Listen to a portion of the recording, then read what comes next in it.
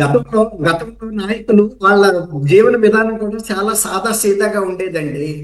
ఒక మధ్య తరగతి ప్రజలు ఎలా ఉంటారో అలాగే ఉంటారు కాబట్టి వాళ్ళకి జైలుకి వెళ్ళినా ఇంకొక సాటికి వెళ్ళినా పెద్ద తేడా ఉండేది కాదు. కానీ ఇప్పుడు నాయకులు ఏంటంటే చాలా విలాసాలకి అలవాటు పడిపోయారు వీళ్ళ జీవితం. ఉమ్, ప్రతిదీ ఏసీల్లో ఉండటం, సెంట్రల్ ఏసీలు, తర్వాత వాళ్ళకు ఉండే అలవాట్లు కూడా చాలా పెద్ద పెద్ద అలవాట్లు, తర్వాత వాళ్ళు తినే ఆహారం కూడా చాలా లగ్జూరియస్ కాస్ట్లీ ఫుడ్.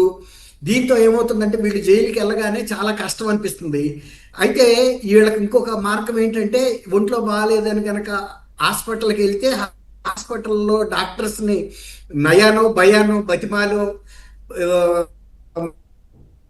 ఏదో జబ్బు ఉందని చెప్పేసి హాస్పిటల్లో అడ్మిట్ చేసా.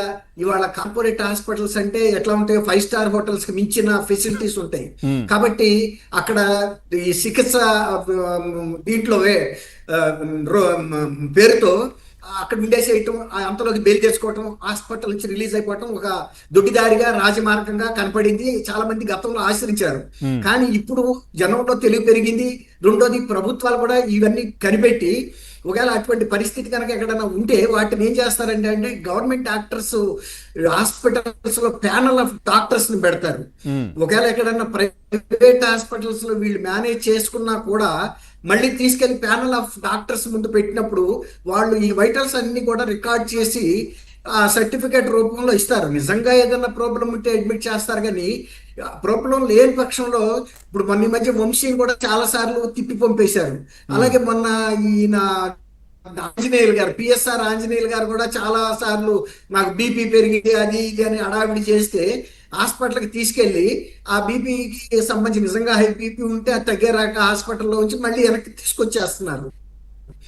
ఇది గతంలో దొడ్డిదారిని వెళ్ళటం అనేది కొన్నాళ్ళు నడిచిందండి కొత్తలో. ఇప్పుడు సార్, ప్రతి ఇప్పుడు వాళ్ళకి వీళ్ళందరూ అర్థమైపోయింది. వీళ్ళందరూ వీళ్ళు చంద్రబాబు జైలుకి నాయుడు గారి వెళ్ళినా వయస్సు గురించి, ఆ తర్వాత ఆయన ఆరోగ్యం గురించి మాట్లాడిన వాళ్ళు వీళ్ళంతా. అవునండి, అది మన రాక వచ్చినప్పుడు కదా వాళ్ళకి తెలుస్తుంది. ఉమ్, ఇప్పుడు మా మిత్రుడు శ్రీనివాసరావు సీనియర్ జర్నలిస్ట్, నాకన్నా 1 year, కొమ్మినేని గారు, ఆయన అంతకుముందు చంద్రబాబు నాయుడు గారి అరెస్ట్ గురించి అవాకులు చవాకులు పేలాడు. లల్లు ప్రసాద్ని చేయలేదా, వీళ్ళని చేయలేదా, వాళ్ళని చేయలేదా అని.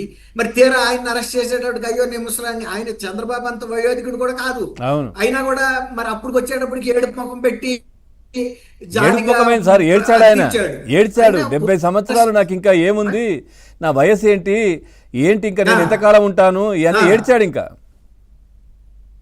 అదే ఏడ్చాడండి, దీనంగా ఏడ్చాడు. ఇప్పుడు అదే చంద్రబాబు గారు గురించి మాట్లాడినప్పుడు చాలా ఉదాహరణలు చెప్పాడు. అదే కదా. ఎన్నో మందిని అరెస్ట్ చేశారు, ఆఫ్టర్ ఆల్ ఈయన ఏంటి కొడాని, మధు కొడాని అరెస్ట్ చేయలేదా, వీళ్ళని అరెస్ట్ చేయలేదా, వాళ్ళని లాలూ ఎవరైనా ప్రసాద్ వాళ్ళ యాదవ్ని దగ్గరికి అరెస్ట్ వచ్చినప్పుడు చేయలేదా, తెలుస్తుంది. జయలలితను అరెస్ట్ చేయలేదా. పవన్ గారు అదే చెప్పాడు. ఉమ్, అవును, ఇప్పుడు తన దగ్గరికి వచ్చినప్పుడు తెలిసింది. ఇప్పుడు తనకు మాత్రం ఏం కష్టం అంటే జైల్లోకి వెళ్తే ఇప్పుడు ఇంటి దగ్గర ఫుడ్ లాంటిదే పెడతారు, కూస్తే అటో ఇటుగా ఉమ్. మాంసం మన పడకైతే ఇస్తారు, ఒకటి దిండు. పుడుకోవటానికి ఏమైంది, మనం ఏమైనా పుడతానే గోల్డ్ స్పూన్లతో పుట్టామా, ఏసీలతో పుట్టామండి. అది ఇప్పుడు జర్నలిస్ట్ అంటాడే అలా మాట్లాడితే ఈ అవినీతి డబ్బుతో విలాసాలకు అలవాటు పడిపోయిన రాజకీయ నాయకులు మాట్లాడటంలో తప్పే ఉందండి. అదే మనం ఉన్నాం జర్నలిస్టులవి, మనం సాధారణమైన జీవితాల్లో కుటుంబాల నుంచి వచ్చిన వాళ్ళమే. అంతే. అయితే పెడతారు, ఒకవేళ కనుక అటువంటి పరిస్థితులే వచ్చినప్పుడు ఫేస్ చేయాలి, అంతేగాని ఇదైపోకూడదండి. దీనంగా అర్థించే పరిస్థితి రాకూడదు. ఎవరికైనా రేపు నన్నైనా తీసుకెళ్ళొచ్చు, తీసుకెళ్తే వెళ్ళటమే. కంచి కాంబో పీఠాధిపతి వెళ్ళి జైల్లో ఇటుకరా జైలలితకి అన్ని విలాసాలు కావాలి. అలా ఇప్పుడు వీళ్ళు ఇది ఒక నాటకం అండి. కొన్నిసార్లు కొంతమంది ఏం చేస్తున్నారంటే ఎల్బి సృష్టించుకుని ఇక్కడ ఎవరికన్నా స్కెచ్ చేసి అక్కడికి వెళ్ళిపోయి చిన్న చిన్న సర్జరీలు చేయించుకున్న సందర్భాలు కూడా ఉన్నాయి. పవన్ గారు గతంలో కొంతమంది పొలిటికల్ లీడర్స్ దూరంగా సపోజ్ అంటే ఏంటి, ఆ ఫ్రీగా ఫ్రీగా జరుగుతుందనా, ఫ్రీగా జరుగుతుందనా సార్? ఏమంటే ఫ్రీ ప్లాన్ చేసి వెళ్తాడు.